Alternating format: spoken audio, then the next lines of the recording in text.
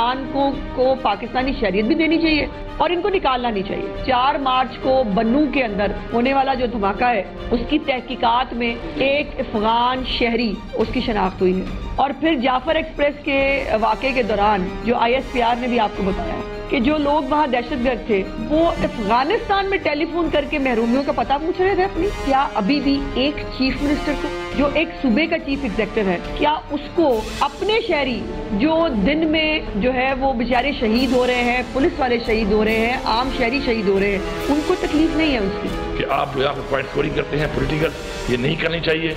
पख्तूनख्वा के और बलूचिस्तान के हालात कुछ और हैं। हमारी बॉर्डर्स पर वो इलाका है जिसके अंदर सुपर पावर से कई दहाइयों से जंगें हो रही हैं और सिर्फ जंगें नहीं हुई, शिकस्त दी गई है सुपर पावर्स को। ये इनकी नाअहली है, जिम्मेदार लोगों की नाअहली है, फेडरल गवर्नमेंट की नाअहली है, इदारों की नाअहली है कि आज ये हालात यहाँ तक पहुंचे हैं। और अब भी इनको होश के नाखून देने चाहिए। अगर अब भी इसी तरह ये बैठ के फैसले वहीं पे बैठे करेंगे और हालात को देखकर आगे नहीं बढ़ेंगे तो हालात मजीद भी खराब होंगे।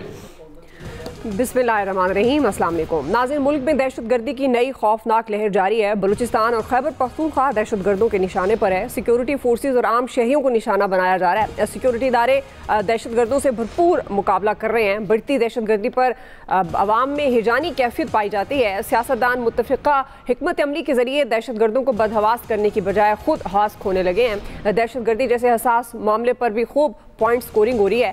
तहरीक इंसाफ की तरफ से वफाकी वज़ीर दाखिला, वज़ीर दिफा और वज़ीर इत्तलात से इस्तीफे और मुमकिन APC के लिए बानी PTI को पैरोल पर रिहा करने का मुतालबा हो रहा है। वज़ीर आला खैबर पख्तूनख्वा अली अमीन गंडापुर ने अफगान मुहाजिरीन से मुतल्लिक वफाक की पॉलिसी को गलत कह दिया है और अफगानियों को पाकिस्तान की शहरियत देने का मुतालबा किया और साथ ही उन्होंने ये खबरदार किया है कि अगर पॉलिसीज पर नज़रसानी ना की गई तो 71 जैसे हालात बनने में देर नहीं लगेगी।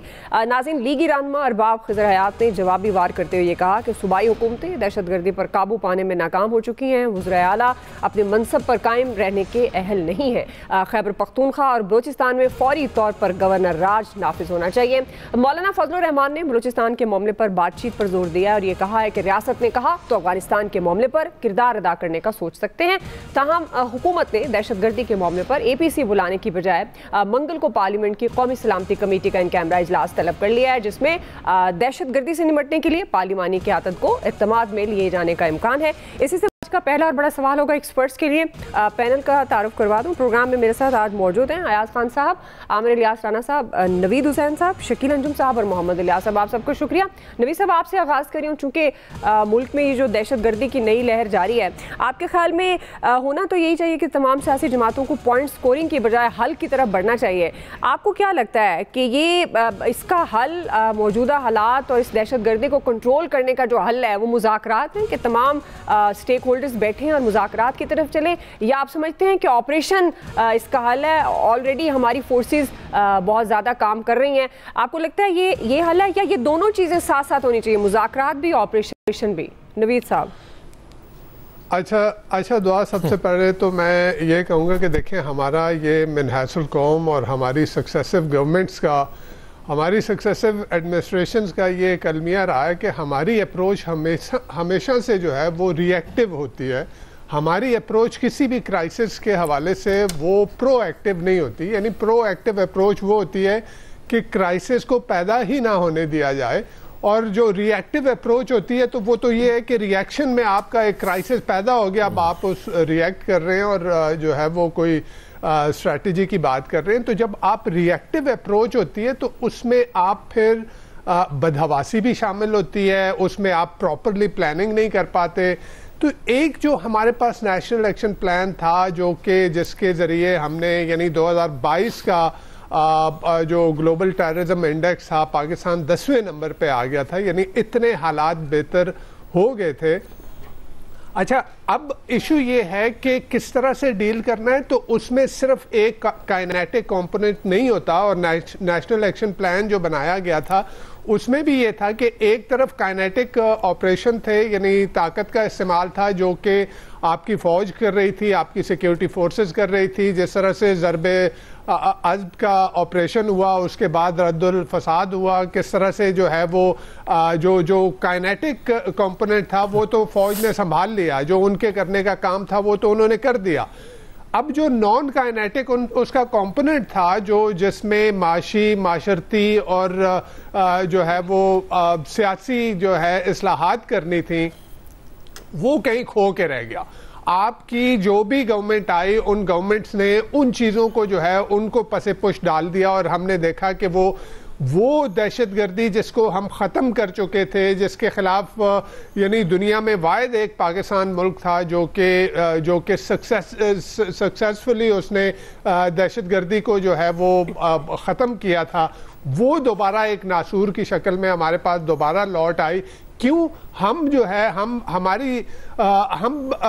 एक शायद हमने ये समझ लिया कि जी अब मामला ख़त्म हो गया और हम स्लैक ऑफ कर गए। तो ये स्लैक ऑफ नहीं करना चाहिए था, और नेशनल एक्शन प्लान की इम्प्लीमेंटेशन जो है वो बहुत जरूरी थी। अच्छा, अब वो नॉन काइनेटिक जो कंपोनेंट उसका है, जब हम बात करते हैं कि जी बलूचिस्तान में बात की जाए, तो भाई ये तो नेशनल एक्शन प्लान में लिखा है ना, वो जिस प्लान के ऊपर पूरी कौम मुत्तफिक हुई थी, सारी सियासी क़यादत, सारे स्टेक होल्डर जिसके ऊपर मुत्तफिक हुए थे, उसमें कहा गया था कि जी बात करनी है।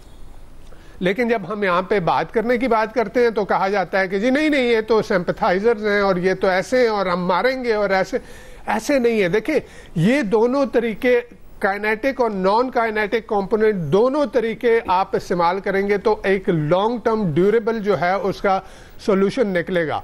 आपके पड़ोसी ममालिक उसमें शामिल हैं, अफगानिस्तान का उसमें रोल है, इंडिया का रोल है, ईरान का रोल है, बाकी आपके जो बाज़ाहिर दोस्त हैं वो जो है वो शामिल हैं उसमें। उसके लिए एक डिप्लोमेटिक ऑफेंसिव अलग से लॉन्च करना होगा। तो इसमें पूरी कौम ने एक साथ आना है, उसमें सारी सियासी क़यादत को एक साथ लेके चलना है, सारे स्टेक होल्डर्स को बिठाना है। अब एक बड़ी जमात को आपने साइडलाइन किया हुआ है, आप इसके ऊपर पॉलिटिक्स खेल रहे हैं कि जी ये सूबा और वो सूबा और इस सूबे। देखा जाए तो ये फेडरल गवर्नमेंट नाकाम हुई है, वो सूबे नाकाम नहीं हुए। सिक्योरिटी की जिम्मेदारी तो फेडरल गवर्नमेंट की होती है ना। और फिर ये देख लें कि ये फेडरल गवर्नमेंट सिवाय इसके कि जब भी कोई टेररिस्ट अटैक होता है तो prime minister house, president house और जो है इनसे एक स्टेटमेंट आ जाता है कि जी वो कुर्बानियों को खराज तहसीन पेश करते हैं, और ये वो बैठ के आप मुल्क के लिए स्ट्रैटेजी बनाएं। इस वक्त मुल्क को एग्जिस्टेंशियल थ्रेट है। ये उस दिन DGISPR ने भी कहा, प्राइम मिनिस्टर ने भी कहा कि ये दहशतगर्दी का नासूर इस वक्त मुल्क के वजूद के लिए खतरा बन चुका है। तो जब मुल्क का वजूद खतरे में है तो हमारी सारी सियासी क़यादत को, हमारे सारे स्टेक होल्डर्स को अपनी अनाओं को साइड पे रख के एक प्लेटफॉर्म पे इकट्ठे हों, और जबकि दुश्मन इकट्ठा हो रहा है। देखिए BLA, TTP ये सब लोग इकट्ठे हो रहे हैं, और हमारे पास मसला क्या है, हम अपनी दुकान लेके बैठे हुए हैं, अपनी अनाओं में कैद होकर बैठे हुए हैं। तो इनको सबको एक साथ, जी बिल्कुल आप सही कह रहे हैं, इन सबको एक साथ बैठना चाहिए, और इस ज़मीन में इनको भी आपस में मुज़ाकरात की जरूरत है। जहां हम ये बात कर रहे हैं कि दहशतगर्दी को डील करने के लिए मुज़ाकरात की जरूरत है या ऑपरेशन की, इनको भी आपस में बैठकर बातचीत करने की जरूरत है। दुरुस्त तरीके से आपने फरमाया। आमिर साहब, आपको क्या लगता है कि अब किस तरह से डील किया जा सकता है? क्या मुज़ाकरात रास्ता है या ऑपरेशन, या आपके ख्याल में दोनों ऑप्शन को साथ लेकर चलना चाहिए? देखिए जी, मैं तो अपनी राय पे मौजूद हूँ कि पहला तो काम है ही ऑपरेशन का, और इनको जो लोग निकल आए हैं अपने नक्शे बना के, अपने झंडे बना के, तो इनकी तो ठुकाई बहुत ज़रूरी है कि इनको नेस्तो नाबूद करें। लेकिन साथ साथ जाहिर है वो काम जो कल नेशनल सिक्योरिटी कमेटी पार्लिमान की बैठने जा रही है कल 11 बजे, ये पहले भी होता था। लेकिन असल में जैसे नवीद साहब ने एक लंबी चौड़ी बैकग्राउंड भी बताई, नेशनल एक्शन प्लान कब बना? जब हमारा जो पेशावर में सानिया हुआ आर्मी पब्लिक स्कूल वाला, इमरान खान धरने पे थे, उनके कज़न तो दौड़ चुके हुए थे उस वक्त तक धरने से, इनको बैठा दिया गया था क्योंकि अब कुछ हो भी नहीं रहा था। तो इनको लेके गए नवाज शरीफ, वहाँ पे सारों ने बैठ के, पीपल्स पार्टी भी बैठी, नून भी बैठी, PTI भी बैठी, और एक एक्शन बना। उसके बाद हमारे यहाँ उस फौज में उस वक्त एक मोहब्बत जागी इमरान खान की, और वो राहील शरीफ के दौर में ही जिसको डॉक्टर मालिक बार बार आके बता रहे हैं कि मुझे रोक दिया गया जो मैं मुज़ाकरात कामयाब करके आया था बाहर से जाके, लोगों को मैं लेके आया था कि हमें क्या देना होगा, क्या लेना होगा, कि वो अपनी उस जो बगावत है उससे पीछे हटते हैं। लेकिन उन्हें भिजवाया गया GHQ, उन्होंने कल भी कहा, और फिर उसके बाद उनको आर्मी की क़यादत में जहाँ पे दो रुख थे कि हमें बातचीत करनी चाहिए या नहीं, तो वहाँ पे उन लोगों ने कहा कि हमें बातचीत नहीं करनी। उसके बाद बलूचिस्तान का काम शुरू हो गया, जनरल बाजवा आ गए और वहाँ पे जो PMLN के वज़ीर आला थे सनाउल्लाह ज़हरी, उनको ही मजबूर कर दिया गया कि अपनी पार्टी छोड़ो। जाम कमाल जो वज़ीर मुमलिकत थे उस वक्त पेट्रोलियम के, उनको और सारों को इमरान खान की मोहब्बत में कि एक लॉन्चिंग पूरी तैयार हो चुकी हुई थी ना, जो 2014 के धरनों से शुरू हुई थी, तो वहाँ पे उनको लॉन्च किया गया और BAP बना दी गई कि जी ये PMLN और ये पीपल्स पार्टी और ये सारों को खात्मा किया जाए। गो कि उस वक्त आए पीपल्स पार्टी के नाम पे क़ुद्दूस वज़ीर जो वज़ीर आला, लेकिन डिज़ाइन तो सबको पता था कि उस वक्त की एस्टैब्लिशमेंट क्या करने जा रही है। यही काम नवाज शरीफ के साथ किया गया, अच्छा तुमने मुल्क सेट कर लिया, चलो तुम्हें तो हिसाब बताते हैं, तो उसको भी साइड पे उठा के फेंक दिया। तो नतीजा क्या हुआ कि जिसको लॉन्च करके 2011 से लेके चला रहे थे वो भी इनके गले पड़ गया इमरान खान, उसको भी फिर निकलवा लिया बैठ के सारों ने।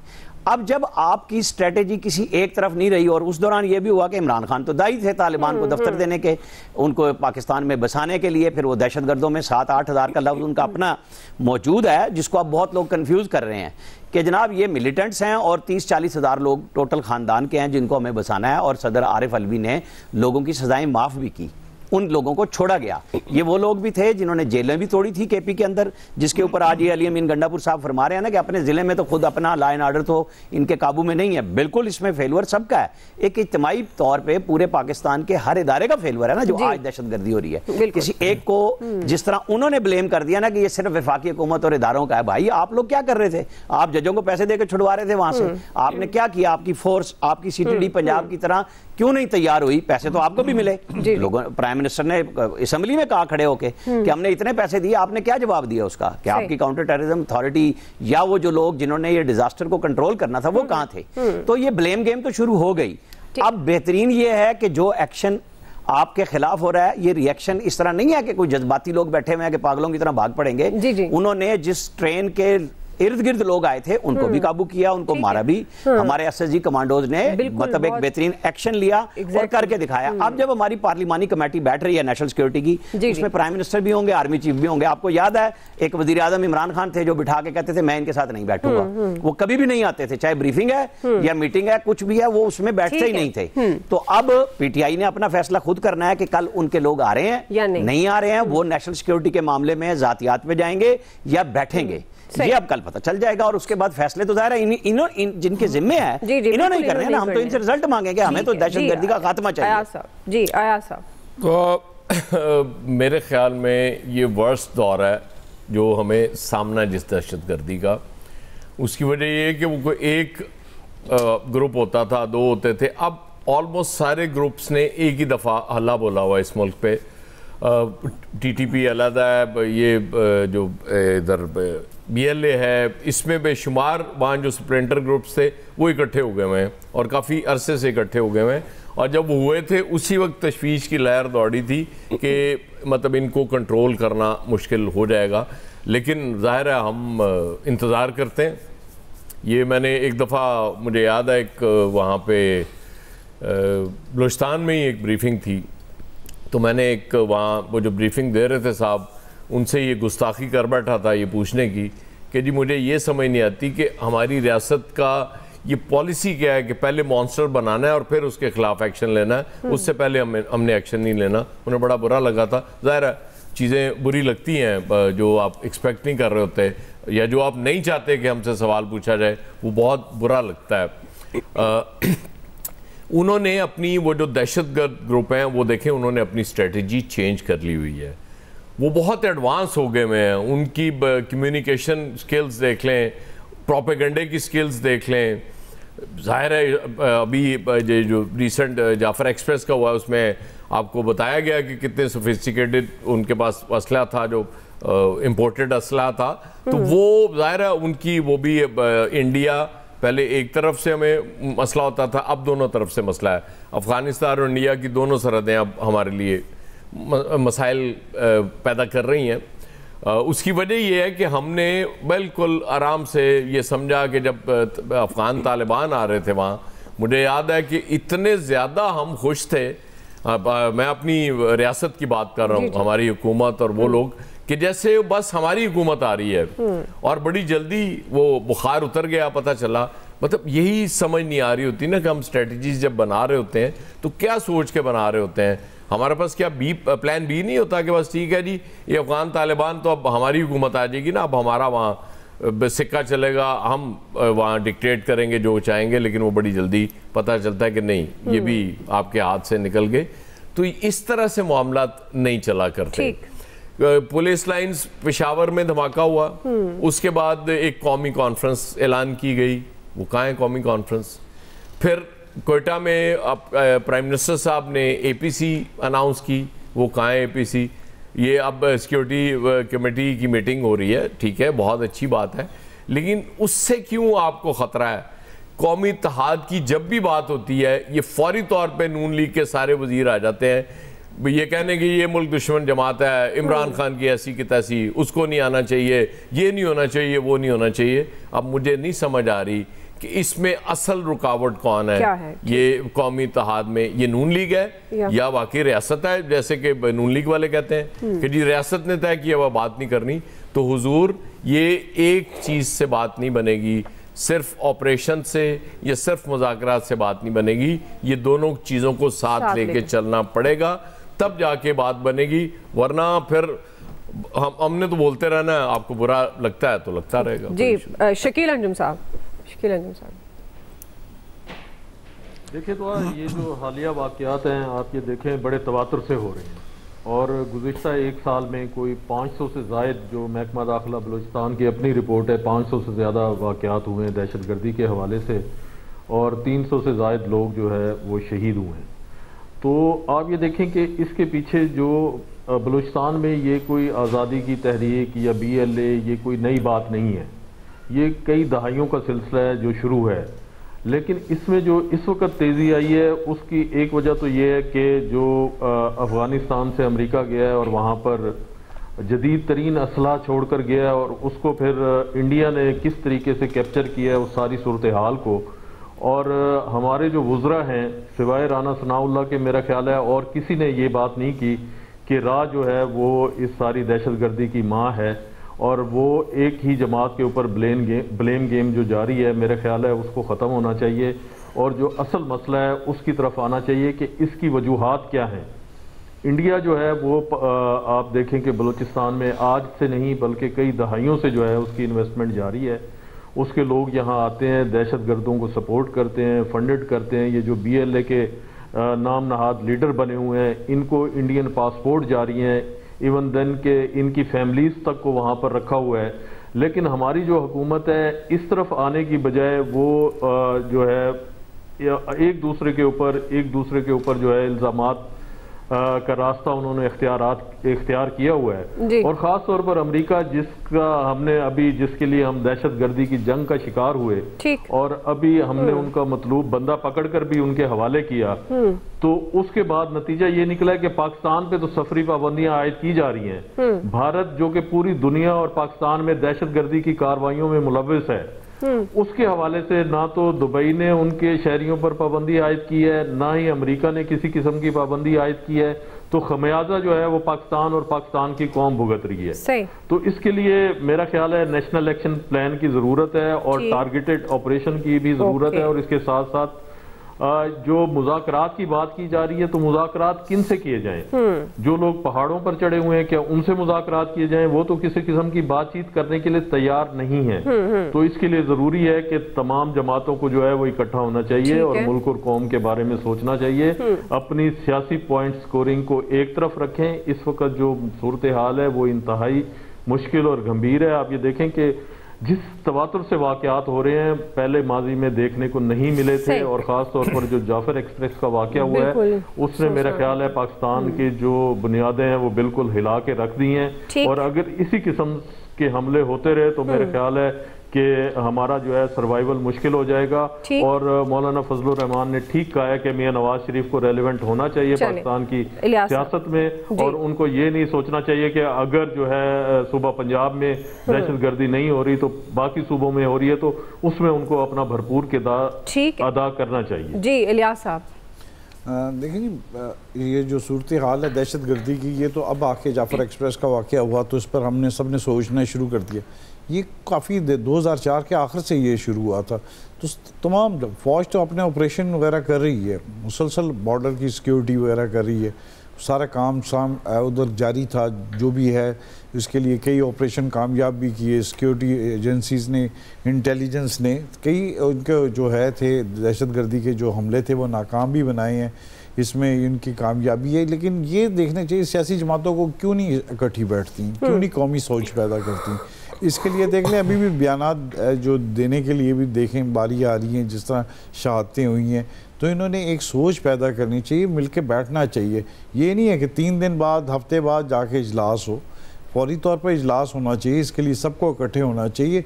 ये एक मुल्क, जब मुल्क की बका का मसला हो ना तो उस वक्त सबको इकट्ठे हो जाना चाहिए। इनमें वो सोच अभी नहीं पैदा हुई ना। वो देखें अभी तक डिजिटल दहशतगर्दी भी हो रही है, दूसरी दहशतगर्दी हो रही है, बिल के बाहर से कर रहे हैं।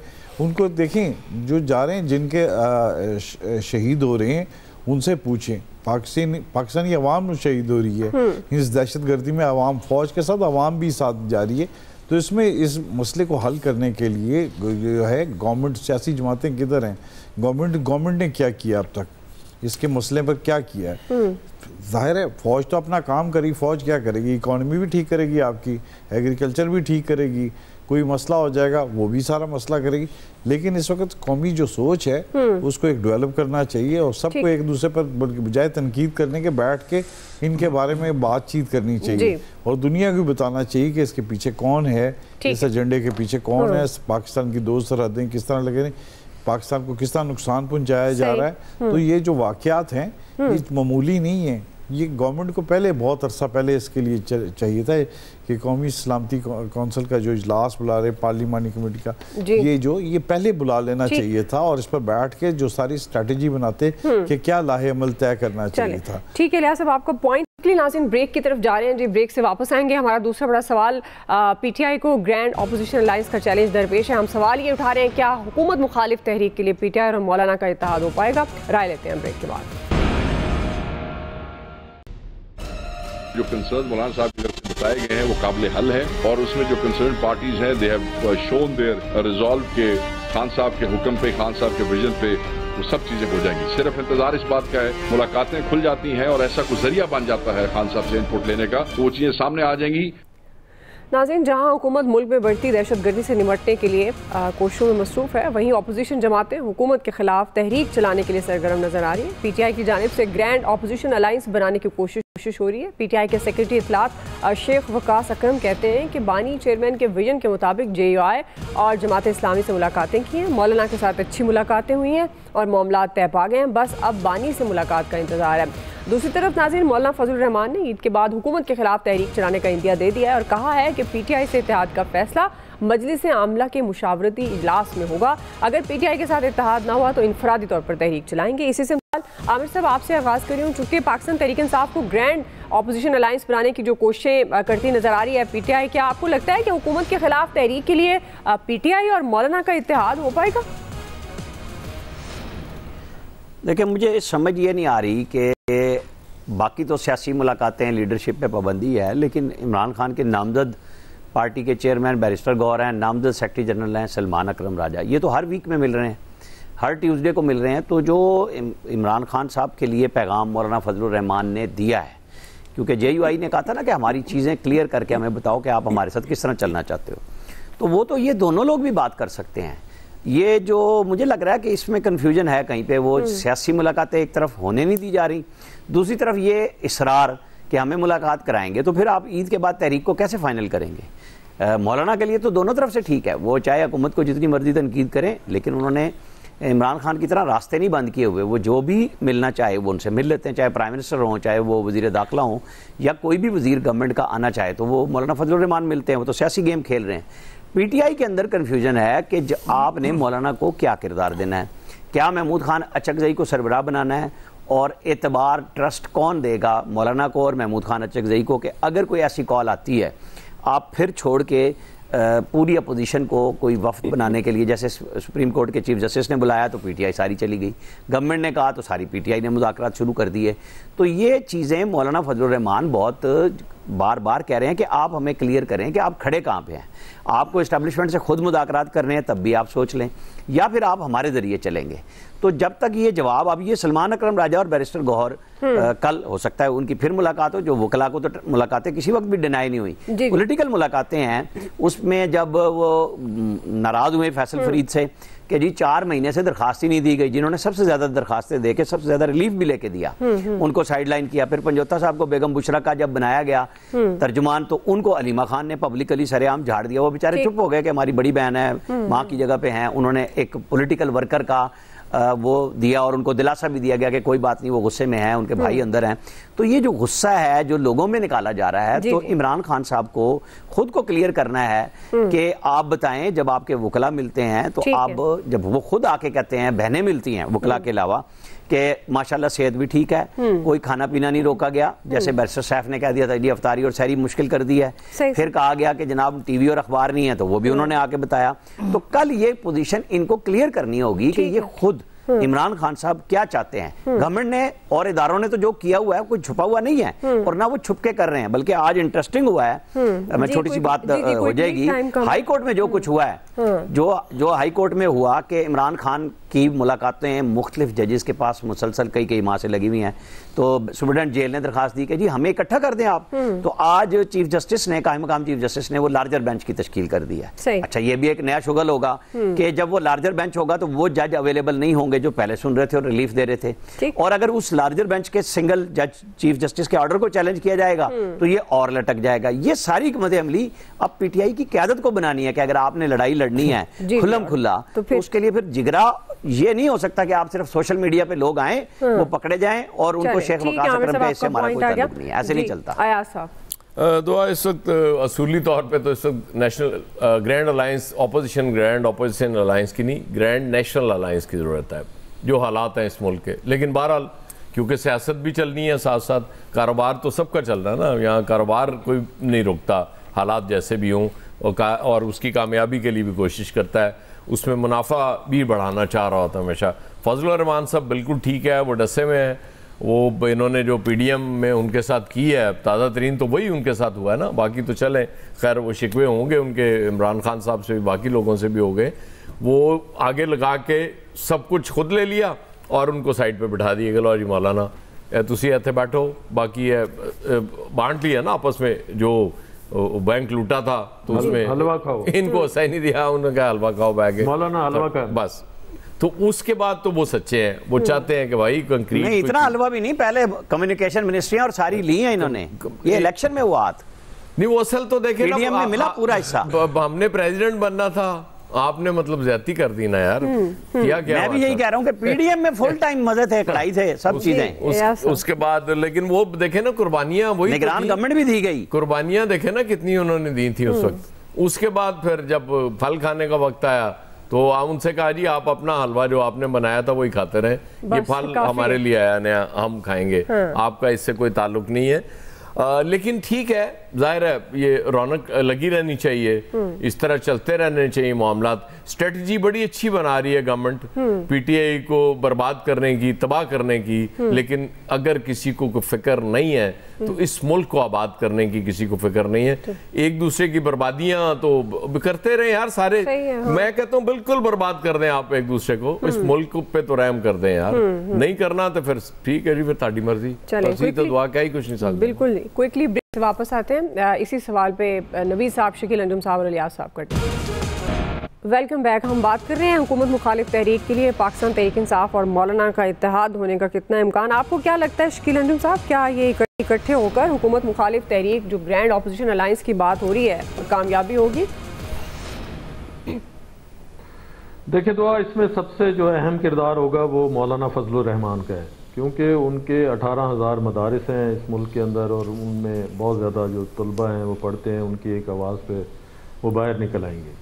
तो पीटीआई का ख्याल है कि कहीं मौलाना को इस्तेमाल किया जाए और किसी न किसी तरीके से उन्हें ऑन बोर्ड करके और ये जो हुकूमत मुखालिफ तहरीक है उसका आगाज़ कर दिया जाए। लेकिन मौलाना एक बड़े समझदार और ज़ीरक सियासतदान समझे जाते हैं, वो सबसे पहले अपना फ़ायदा सोचेंगे और वो देखेंगे कि उनको आया जो तहरीक चलाने में फ़ायदा है या फिर हुकूमत के साथ मुज़ाकरात करने का फ़ायदा है। और अभी तक जो PTI की क़यादत है वो भी जिस तरह मौलाना ने खुद भी कहा है कि वो यकसू नहीं है और जो असल क़यादत है वो जेल में बैठी है, उनसे मुलाकातें नहीं हो पा रही। तो अभी तक की जो सूरत हाल लगती है कि मौलाना ने PTI को एंगेज रखा हुआ है इस सारी सूरत हाल के लिए।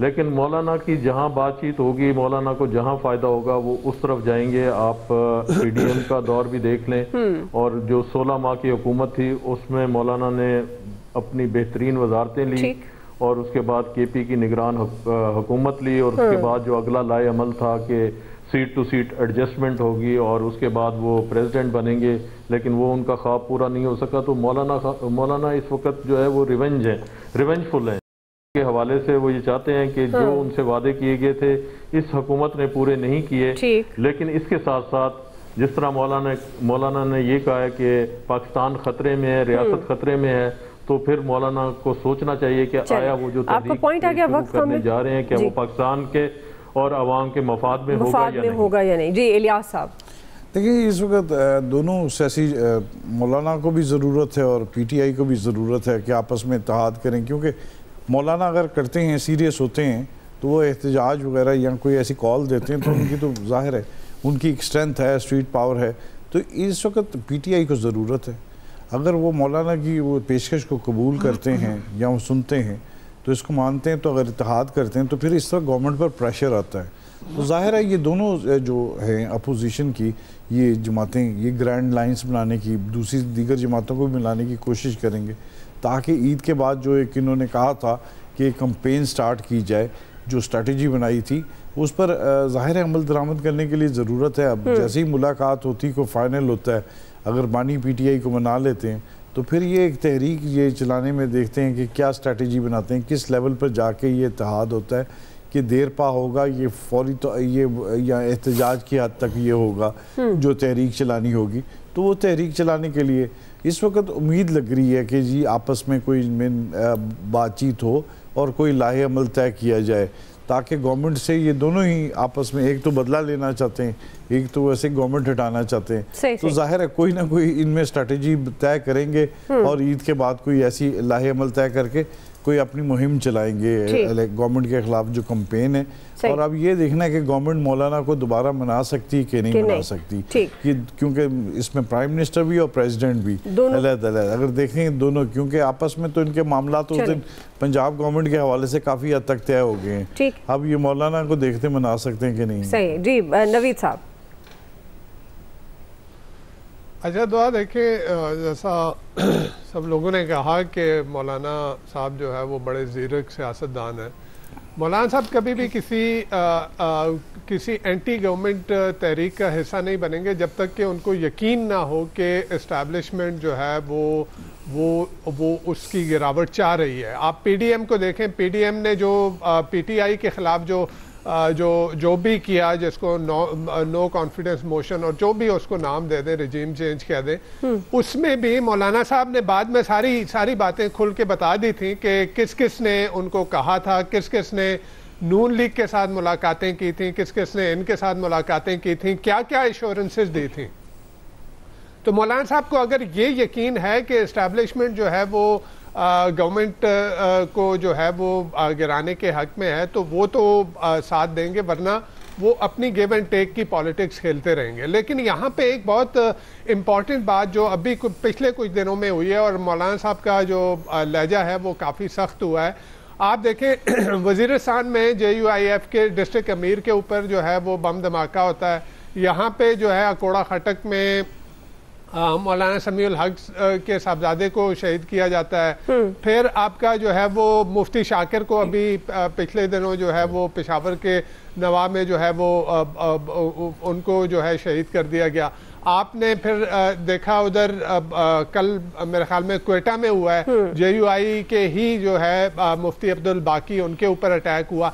तो ये चीज़ें जो है ये मौलाना साहब को एक मेरे ख्याल में ये खतरे की घंटी लग रही है, और अगर ये सिलसिला इसी तरह से चलता रहा तो फिर मेरे ख्याल में मौलाना साहब, क्योंकि वो एक पॉलिटिको रिलीजियस पार्टी के हेड हैं और इस वक्त मेरे ख्याल में सबसे बड़ी पॉलिटिको रिलीजियस पार्टी है, तो उनको अपना जो वोट बैंक है उसको भी बचाना है, अपनी फॉलोइंग को भी बचाना है। तो अगर ये सिलसिला इस तरह से रहा उलमा को टारगेट करने का, तो फिर मेरे ख्याल में मौलाना साहब के पीटीआई के साथ आने के चांसेस ज्यादा बढ़ जाएंगे। चलें जी, वक्त आप सबको बहुत शुक्रिया। आज के एक्सपर्ट से इतना ही, ख्याल रखिए, अल्लाह हाफ़िज़।